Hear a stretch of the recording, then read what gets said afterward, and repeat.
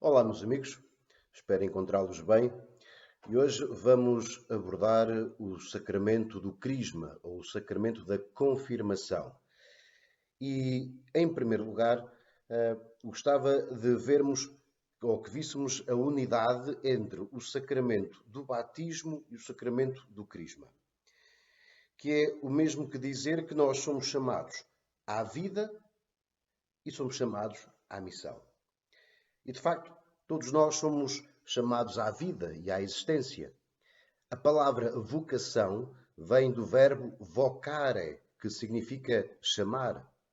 Ora, os nossos pais chamaram-nos à existência, deram-nos a existência, educaram-nos conforme aquilo que pensavam ou pensam ser o melhor para nós, e nós vamos crescendo e amadurecendo até fazermos as nossas próprias escolhas e as nossas opções de vida.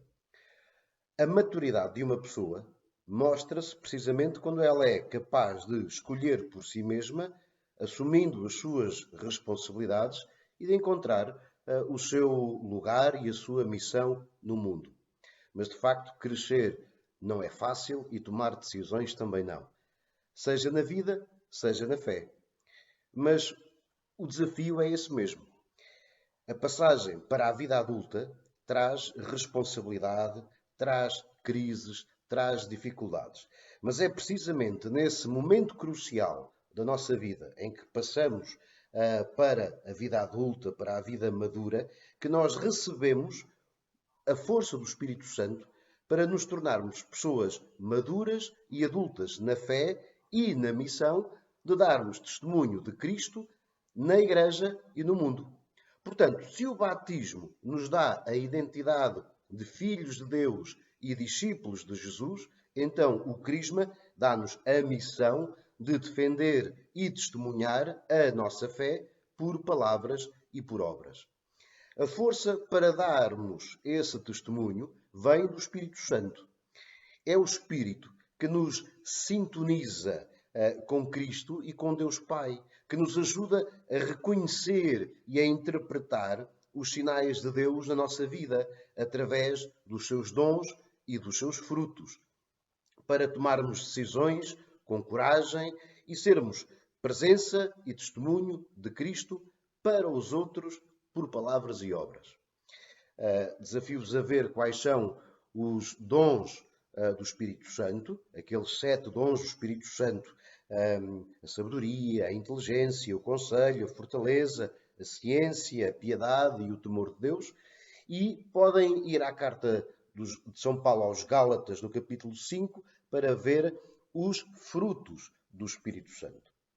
Ora, para nós entendermos também esta passagem à vida madura da fé, para vermos essa passagem também da identidade à missão, que liga o batismo e o crisma, eu creio que pode servir uma imagem ou uma comparação do mundo do desporto.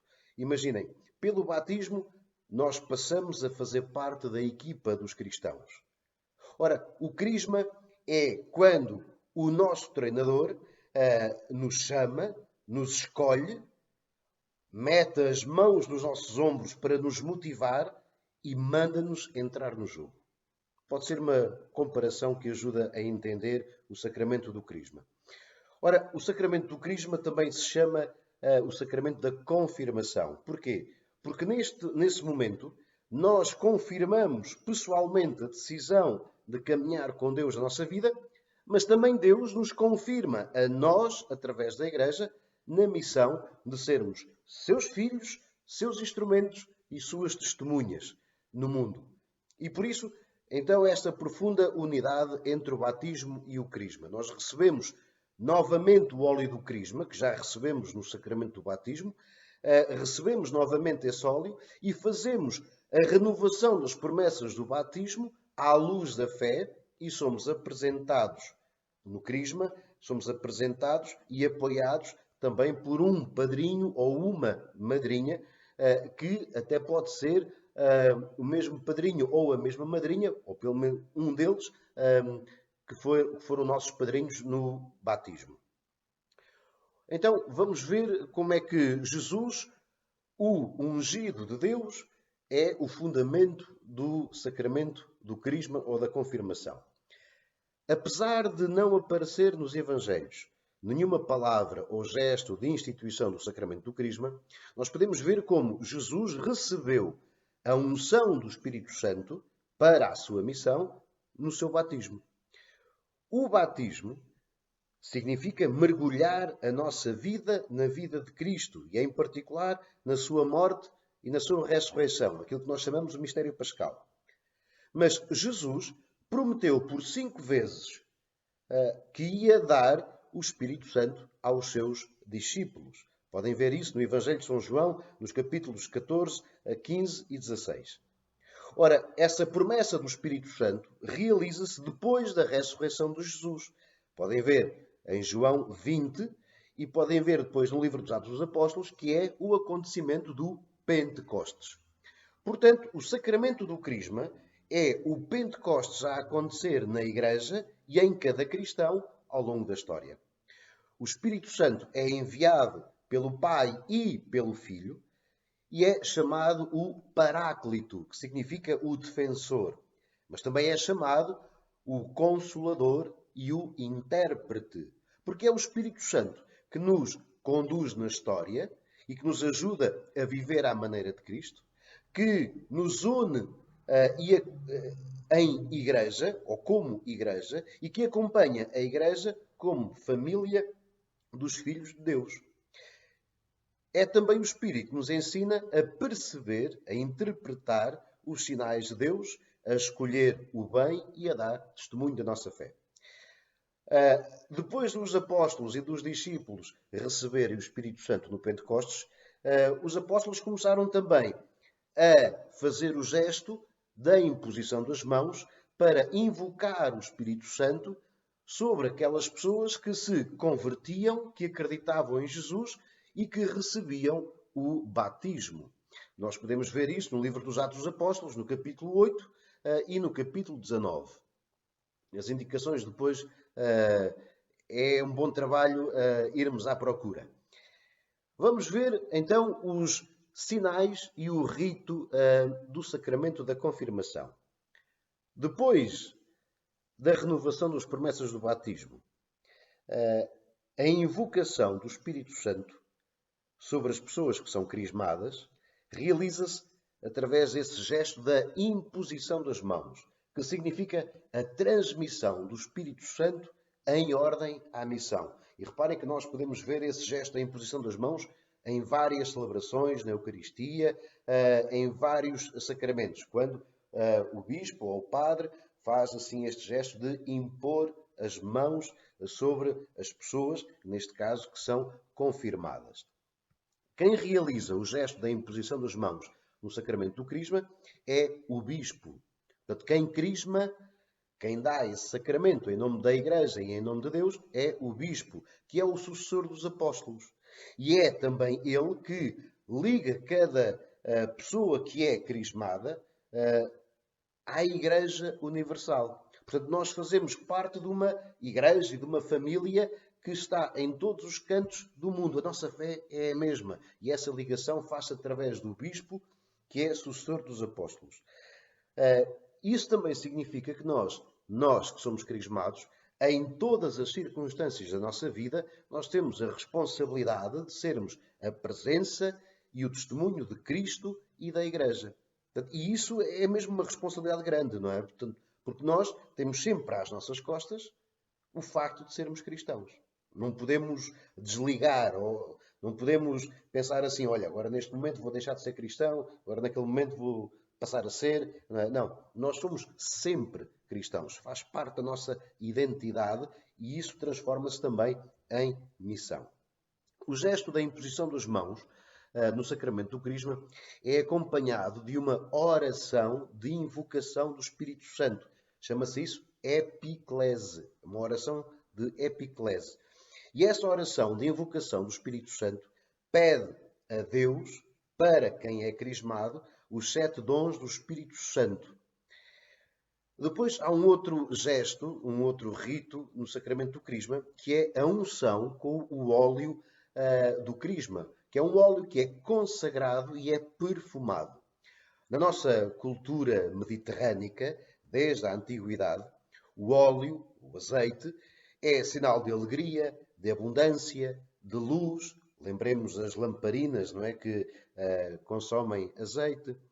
O óleo ou o azeite é também remédio para a doença e também servia para dar força aos atletas, não é? E por isso, por exemplo, nos Jogos Olímpicos, na antiguidade, os atletas eram todos untados ou ungidos com azeite. E depois há aqui uma outra associação, que é, tal como o óleo penetra nos poros da pele, também o Espírito Santo penetra na nossa personalidade para nos cristificar, para nos fazer à semelhança de Cristo. O óleo, ou o azeite, neste caso, usado no sacramento do crisma, é perfumado e isso lembra também os ritos de consagração e também os ritos de sepultura na cultura mediterrânica. Ora, no Antigo Testamento havia também o costume de ungir com óleo os reis, os sacerdotes e os profetas, que eram pessoas escolhidas para servir o povo em nome de Deus. Podem ver no Antigo Testamento a escolha e a unção do rei Saul, do rei David. Podem ver alguns profetas também a falar de como o Espírito desce sobre eles e os escolhe em ordem a uma missão. Podem ver, por exemplo, o profeta Isaías. Ora, o próprio Jesus também foi ungido com perfume ao longo na sua vida. Há 2 casos em que isso acontece. Jesus é ungido com perfume, uma vez por uma mulher pecadora e outra vez por Maria de Betânia. Ora, é portanto este óleo, que é o óleo do crisma, que este sacramento ganha um dos seus nomes, o sacramento do crisma. O óleo do crisma é consagrado pelo bispo na missa crismal de Quinta-feira Santa, que se faz em todas as dioceses. E esse óleo que é consagrado, é usado nos sacramentos do batismo, do crisma e no sacramento da ordem. E lembra-nos que nós somos escolhidos e consagrados na mesma missão de Cristo. De facto, a palavra Cristo, que vem do grego, Christos, é a tradução do hebraico Messias, que significa precisamente ungido de Deus. O cristão portanto, é aquele que participa da unção, ou da escolha, ou da eleição, ou da missão de Cristo. Deus ungiu com o Espírito Santo e com poder a Jesus de Nazaré, diz São Pedro nos Atos dos Apóstolos, capítulo 10. E isso acontece depois do seu batismo na água. Jesus realiza, portanto, a profecia do profeta Isaías, do capítulo 61. O Espírito do Senhor está sobre mim, porque me ungiu e me enviou a levar a boa nova aos que sofrem. Podem ver como Jesus aplica a si esta profecia em São Lucas, capítulo 4, versículos 16 a 21. Portanto, o sacramento do crisma, ou da confirmação, configura-nos plenamente com Cristo, ou seja, cristifica-nos. E a Ele, cristifica-nos, ou configura-nos com Cristo, Ele que também foi ungido no seu batismo e enviado para que o mundo ardesse com a força, com o fogo do Espírito Santo. Ora, eu disse que este óleo do crisma é um óleo perfumado. O perfume que se associa ao óleo lembra-nos aquele bom odor de Cristo, como diz São Paulo em 2 Coríntios 2, aquele bom odor de Cristo, que é uma vida chamada à santidade e às boas obras, como cristãos maduros e adultos na fé que assumem a sua missão. Portanto, quando o Bispo nos chama pelo nome e nos faz a unção com o óleo do crisma na testa, ele diz estas palavras: recebe por este sinal o Espírito Santo, o dom de Deus. E isso significa que toda a Igreja nos escolhe e nos fortalece para participarmos da missão de Cristo através do nosso testemunho coerente por palavras e por obras. Portanto, o sacramento do crisma ou da confirmação aperfeiçoa, através da maturidade, a nossa identidade de cristãos. Ou seja, cristifica-nos. Eu estou a repetir de propósito esta palavra. Ou seja, cristifica-nos através da maturidade e da missão. Ou seja, o sacramento do crisma ou da confirmação marca-nos com o selo ou com o caráter de Cristo em ordem à missão de sermos suas testemunhas na vida cotidiana, naquele bom combate da fé, como diz São Paulo em Efésios 6. Portanto, a partir daqui, é importante que cada um de vós, que vai ser crismado, perceba onde e de que maneira é que se pode realizar como pessoa, assumindo o seu lugar e a sua missão no mundo. E isso exige da vossa parte decisão, responsabilidade e compromisso. Portanto, o sacramento do crisma dá-nos a força de Deus, a força do Espírito em ordem à missão, para nós sermos suas testemunhas e sua presença na Igreja e no mundo. Deixo-vos como desafio ou como trabalho de casa escrever em forma de oração, escrever uma carta a Deus explicando as tuas intenções para receber o crisma. Eu disse que a vocação realiza-se na missão, assim como os sonhos concretizam-se nas opções de vida. Portanto, qual é a tua missão no mundo? O que é que tu queres fazer com a tua vida? Como é que a tua fé cristã te ajuda a descobrir a missão a que és chamado? Portanto, fala com Deus acerca disso e escreve uma carta em jeito de oração sobre as tuas intenções para receber o sacramento do crisma. Este é um trabalho. Um segundo trabalho que eu vos peço, a vocês que vão ser crismados, é o seguinte. Vocês já começaram a pensar quem vão escolher para padrinho ou madrinha de crisma? Lembrem-se que deve ser só uma pessoa e deve ser já crismada. E que seja para ti uma referência, um exemplo, um modelo do que é ser cristão. Portanto, não basta ser um amigalhaço, não é? Deve ser para ti um exemplo, um modelo, uma referência do que é ser cristão.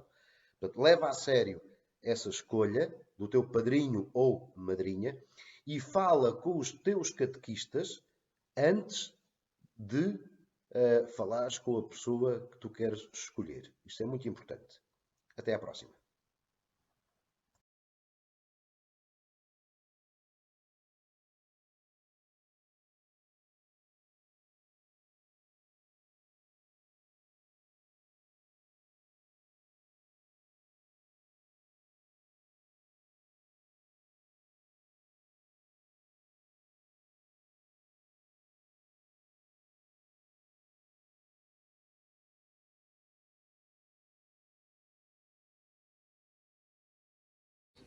Olá, boa tarde, chamo-me Vera e foi-me pedido que eu desse o meu testemunho sobre o meu sacramento do Crisma. Em 3 minutos, que não é fácil, mas eu vou tentar. Acima de tudo, queria vos deixar o que em mim senti e me transformou o eu necessitar de receber o Espírito Santo, de fazer a minha confirmação de vida cristã. Ou seja, já tinha sido batizada, tive uma formação de vida católica, mas o batismo é receber não de uma forma consciente. E eu, com esta idade, com todo o meu percurso de vida, sempre crente e fiel nos meus pensamentos e na minha formação cristã, com todo o percurso, porque assim foi, não se explica, sente-se, e neste sentido que eu digo que se sente, foi Ele, foi Deus que me chamou para este momento, em que ainda me emociono, porque efetivamente é vivido e sentido. Aquilo que eu vos posso transmitir é que quando me foi pedido este testemunho, eu procurei, fui ler, fui ver, informar-me e depois disse: não, Vera, estás a errar, faz aquilo que para ti é sentido e que te fez e que te faz ainda mover, que é a fé e é o caminho do amor, e portanto é com o coração que tu vais transmitir aquilo que tu sentiste. Posso-vos dizer que foi, se não o dia mais feliz e importante da minha vida, à exceção do nascimento dos meus 2 filhos. É como que todo dia sentir borboletinhas no estômago, porque vai ser hoje. É hoje que efetivamente tu te vais sentir em pleno com Ele, com Deus. E foi assim. A homilia foi fantástica, foi muito feliz para mim, e o momento de Eucaristia e de estar com Ele e receber o Espírito Santo é indescritível, é só sentindo, e é isto que eu vos sei passar.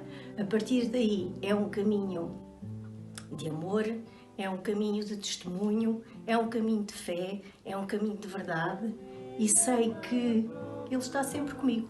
Não é fácil, não tem sido fácil, mas é um testemunho de alegria, de luz, de iluminação, de vida, de gratidão. É isto que eu vos posso deixar. Beijinho a todos e sejam felizes.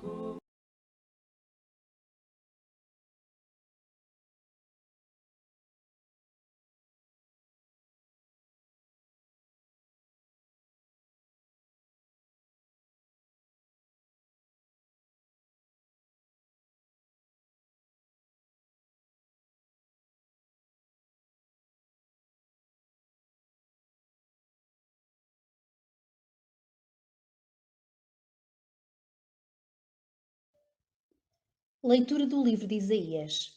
Naquele dia sairá um ramo do tronco de Jessé, e um rebento brotará das suas raízes. Sobre ele repousará o Espírito do Senhor, Espírito de sabedoria e de inteligência, Espírito de conselho e de fortaleza, Espírito de conhecimento e de temor de Deus. Animado assim do temor de Deus, não julgará segundo as aparências, nem decidirá pelo que ouvir dizer. Julgará os infelizes com justiça e com sentenças retas os humildes do povo. Com o chicote da sua palavra atingirá o violento e com o sopro dos seus lábios exterminará o ímpio. A justiça será a faixa dos seus rins e a lealdade a cintura dos seus flancos. O lobo viverá com o cordeiro e a pantera dormirá com o cabrito. O bezerro e o leãozinho andarão juntos e um menino os poderá conduzir. A vitela e a ursa pastarão juntamente, suas crias dormirão lado a lado, e o leão comerá feno como o boi. A criança de leite brincará junto ao ninho da cobra, e o menino meterá a mão na toca da víbora. Não mais praticarão o mal nem a destruição em todo o meu santo monte. O conhecimento do Senhor encherá o país, como as águas enchem o leito do mar. Nesse dia, a raiz de Jessé surgirá como bandeira dos povos. As nações virão procurá-la e a sua morada será gloriosa.